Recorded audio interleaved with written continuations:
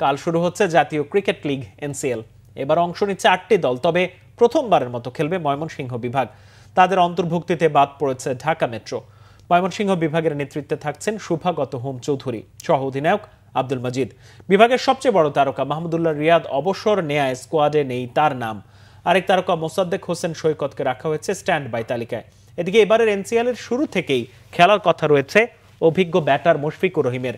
সিলেট বিভাগের হয়ে মাঠে নামবেন তিনি। মূলত সামনে জাতীয় দলের খেলা থাকায় নিজেকে প্রস্তুত করতে এনসিএল খেলবেন তিনি। উদ্বোধনী দিনে মাঠে নামবে 8 দলই। দেশের 3 বিভাগে অনুষ্ঠিত হবে খেলা। তার মধ্যে সিলেট আন্তর্জাতিক মাঠে ময়মনসিংহের বিপক্ষে খেলবে সিলেট বিভাগ। এছাড়া সিলেটের একাডেমি মাঠে লড়বে ঢাকা বিভাগ এবং রংপুর বিভাগ।